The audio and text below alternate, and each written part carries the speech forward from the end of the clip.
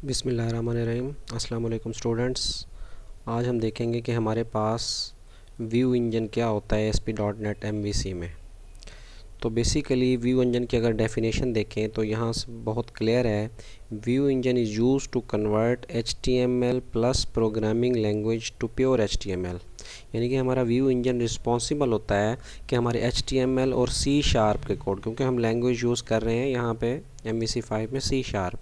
तो अगर वी भी यूज़ कर रहे होंगे तो प्रोग्रामिंग लैंग्वेज में वी भी आ जाएगी। तो व्यू इंजन क्या करता है, HTML और C# के कोड जब हम व्यू इंजन को देते हैं तो व्यू इंजन उसको प्योर HTML में कन्वर्ट कर देता है ताकि वो ब्राउज़र पे रेंडर हो सके, डिस्प्ले हो सके। क्लियर।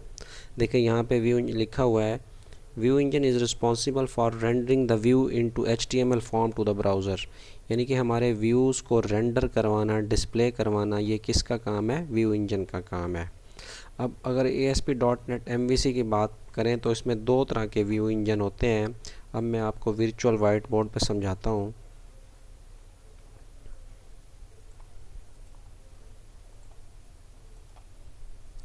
देखिए यहाँ पे लिखा हुआ है कि इसको थोड़ा सा मैं जूम कर देता हूँ ताकि आप समझ सकें। ASP.NET MVC अगर 5 की बात करें तो उसमें तो डेफिनेटली रेजर व्यू इंजन होता है, लेकिन अगर MVC की बात करते हैं तो बेसिकली दो तरह के व्यू इंजन होते हैं। एक आपके पास कहलाता है .ASPX व्यू इंजन, जो कि वेब फॉर्म्स में यूज़ होता है, वेब फॉर्म्स के लिए जब आप वेब फॉर्म एप्लीकेशन बनाते हैं। और एक आपके पास जो व्यू है .CSHTML, बेसिकली ये रेजर व्यू इंजन होता है। ठीक है बेटा। तो MVC वर्जन 1, वर्जन 2, उसमें तो आपके पास यही ASPX वाला व्यू इंजन था। लेकिन जो लेटर वर्जन है, जिसमें वर्जन 3 की बात करते हैं हम, वर्जन 4 की बात करें या वर्जन 5 की बात करें, तो उसमें आपके पास जो बाय डिफ़ॉल्ट व्यू इंजन होता है वो रेजर व्यू इंजन होता है। ठीक है बेटा। तो रेजर व्यू इंजन बेसिकली करता क्या है, आपकी HTML या C# का कोड अगर आपने लिखा है अपने व्यू के ऊपर तो उसको कन्वर्ट कर देता है प्योर HTML में।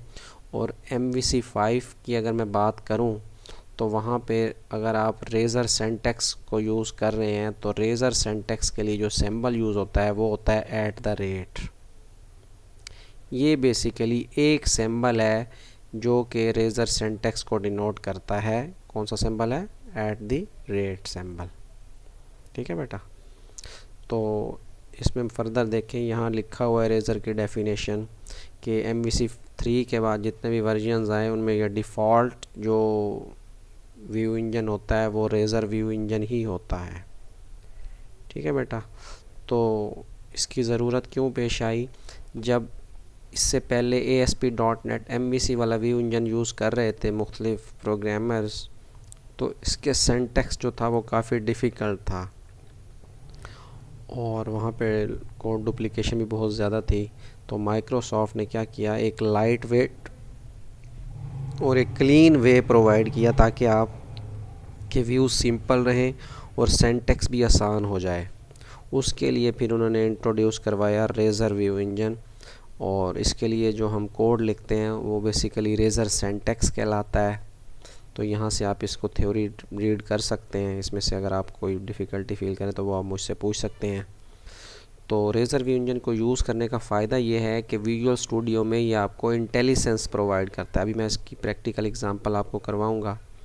और जब एक दफ़ा आप रेजर सिंटैक्स से फेमिलियर हो जाते हैं तो फिर चीज़ें फिंगर टिप्स आपको याद रह जाती हैं, क्योंकि इसका सिंटैक्स आसान है। इसका जो कोड लिखा होता है बहुत नीट एंड क्लीन होता है। तो रेजर सिंटैक्स की देखें, ये एक एग्ज़ाम्पल दी गई है। तो इसको करने से पहले मैं विजुअल स्टूडियो को ओपन करता हूँ और वहाँ पे एक एप्लीकेशन बनाते हैं जिसमें हम रेजर सिंटैक्स को यूज़ करना सीखेंगे। तो यहाँ मैंने अपना विजुअल स्टूडियो ओपन किया तो एक नई एप्लीकेशन बनाते हैं, क्रिएट न्यू प्रोजेक्ट। तो यहाँ आपके पास जो टेम्पलेट्स हैं वो आपने सिलेक्ट करनी है। तो 2019 जो विजुअल स्टूडियो है, जो रीसेंट आपने टेम्पलेट सिलेक्ट की होती है वो यहाँ पे आ रही होती है। जैसे आपने सिलेक्ट करना है ASP.NET web application .NET framework. इसको सिलेक्ट करें, नेक्स्ट पे क्लिक करें। तो यहाँ से आपके पास रेज़र व्यू इंजन, इस एप्लीकेशन का नाम मैंने रख दिया रेज़र व्यू इंजन। क्रिएट पे क्लिक कर देंगे।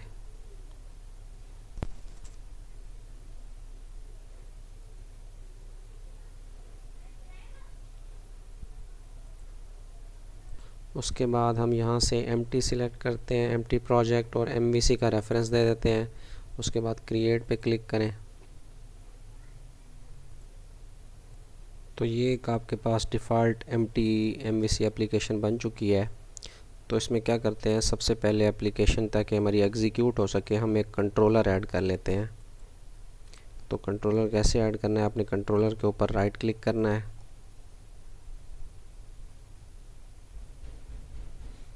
ऐड पे सिलेक्ट करेंगे और यहाँ पे कंट्रोलर पे क्लिक कर देंगे। यहाँ से एम्प्टी सिलेक्ट कर लें, ऐड पे क्लिक करें। फिर ये आपसे कंट्रोलर का नाम पूछेगा, कंट्रोलर का नाम लेट से रख देते हैं होम, और इसके ऊपर ऐड पे क्लिक कर दें। तो ये आपके पास एक कंट्रोलर बन चुका है और एक आपके पास स्कैप फोल्डिंग के ज़रिए एक आपके पास एक्शन मेथड बन चुका है इंडेक्स। तो एक व्यू क्रिएट कर लेते हैं ताकि उस देखें उस हमने रेज़र सिंटैक्स को सीख रहे हैं तो डेफिनेटली हमें एक व्यू चाहिए।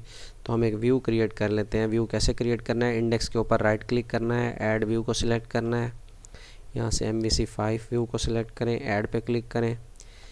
अब यहाँ से व्यू का नाम यही रहने दें, कोई हमने मॉडल यूज़ नहीं करना, तो एम्प्टी विदाउट मॉडल को सिलेक्ट कर लें।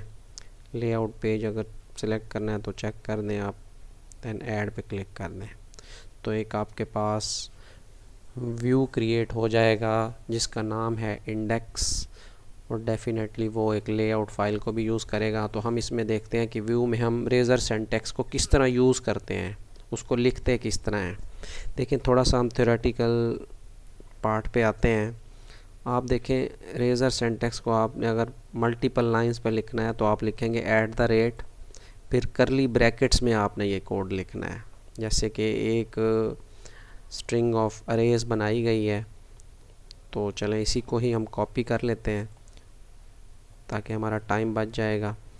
और यहाँ पे आप अपने व्यू के ऊपर, जैसे कि index.cshtml वाला व्यू है, इसके ऊपर मैं आके पेस्ट करता हूँ। तो बेसिकली देखें जहाँ पर भी @ सिंबल देखें समझ जाएं कि ये रेज़र सिंटैक्स की स्टेटमेंट्स लिखी हुई हैं। ठीक है बेटा। तो यहाँ एक अरे बनाई गई है जिसमें ये 3 वैल्यू स्टोर हैं 1 2 3। इसका नाम जो है वो आइटम्स है। अब आप चाहते हैं कि इसको प्रिंट करवाना चाहते हैं, आप कहीं पर भी व्यू के ऊपर क्या करें, जैसे ही आप चलें यहीं से टाइप हमारी बच जाएगी। तो हम यहाँ से अगर इसकी लेंथ मालूम करना चाहते हैं तो ये इसका देखें लेंथ मालूम करने का आसान सा तरीका है। आप पहले लिख लें द लेंथ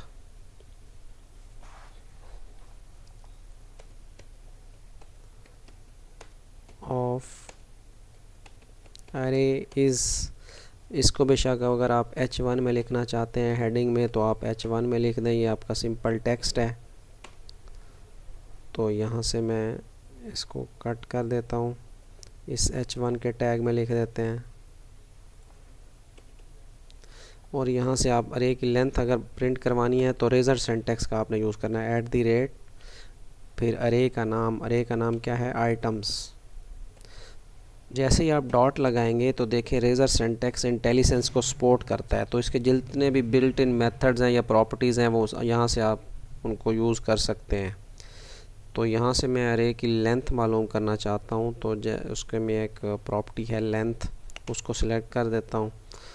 तो देखिए मैं अरे की लेंथ प्रिंट करवा रहा हूँ रेज़र सिंटैक्स को यूज़ करते हुए। सेव ऑल पे क्लिक कर दें और अपने प्रोजेक्ट को रन करें। आई से डिबग पे क्लिक करें, स्टार्ट विदाउट डिबगिंग। यहाँ आप आउटपुट देख सकते हैं द लेंथ ऑफ अरे इज़ 3, क्योंकि उसमें 3 एलिमेंट्स मौजूद हैं। तो इस तरह हम मुख्तलिफ़ ऑपरेशन जो है वो परफॉर्म कर सकते हैं रेज़र सिंटैक्स को यूज़ करते हुए। जैसे कि देखें, मैं चाहता हूँ कि मैं अपने व्यू के ऊपर जो है वो करंट डेट और टाइम डिस्प्ले करवाना चाहता हूँ। तो लेट्स उसके लिए आप सिंपल जो है, उसके लिए आपको कोई ब्रैकेट लगाने की ज़रूरत नहीं है। एक ही लाइन में अगर आपने कोड लिखना है तो ऐट द रेट के साथ आप अपनी स्टेटमेंट लिखें। जैसे मैं लिखता हूँ डेट एंड टाइम, और करंट डेट टाइम के लिए एक फंक्शन है नाउ। और आपने ये याद रखना है रेजर सिंटैक्स में कि आपने स्टेटमेंट के एंड पे सेमी कॉलन लगा दें। और दूसरा, अगर एक लाइन है तो ब्रैकेट नहीं लगानी, दो लाइन है तो आप ब्रैकेट लगा सकते हैं। ठीक है बेटा। तो इसको मैं सेव ऑल पे क्लिक करता हूँ। तो अब देखते हैं कि क्या हमें करंट जो सिस्टम की डेट टाइम है वो नज़र आती है या नहीं आती। यहाँ से पेज को रिफ़्रेश करते हैं अपनी आउटपुट को देखने के लिए। तो यहाँ देख सकते हैं ये डेट टाइम नज़र आ रही है आपको।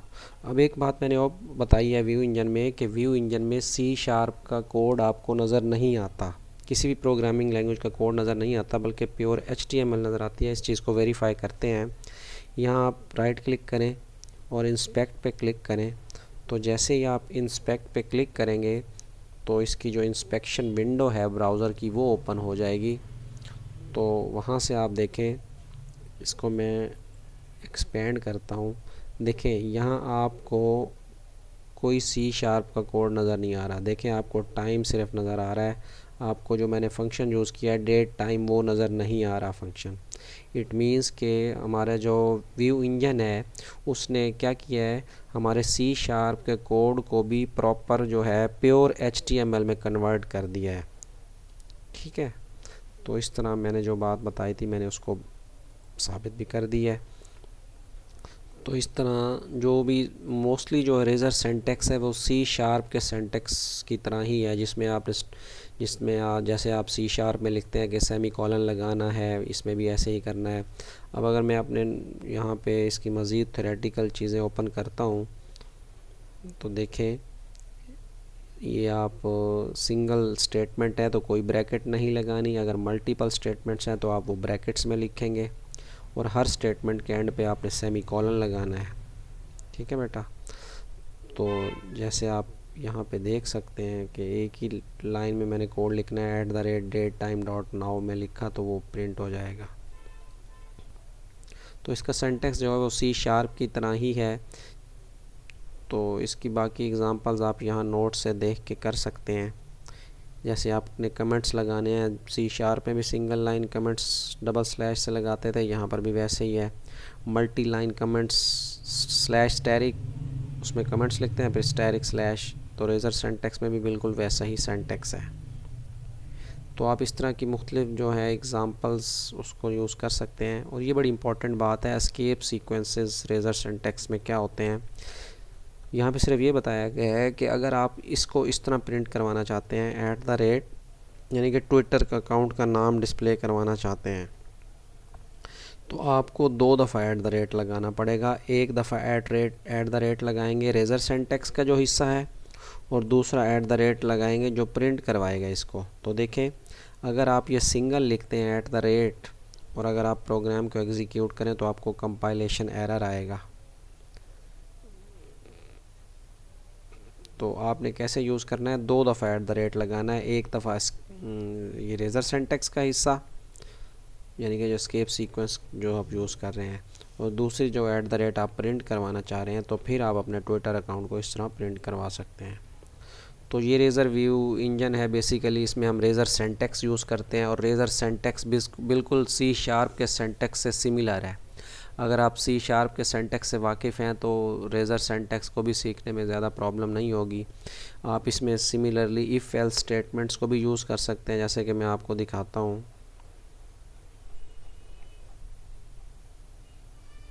इफ़ एल्स और लूप्स को भी आप यूज़ कर सकते हैं। देखें, जैसे यहाँ लूप को यूज़ करके उसकी वैल्यूज़ को प्रिंट करवाया हुआ है।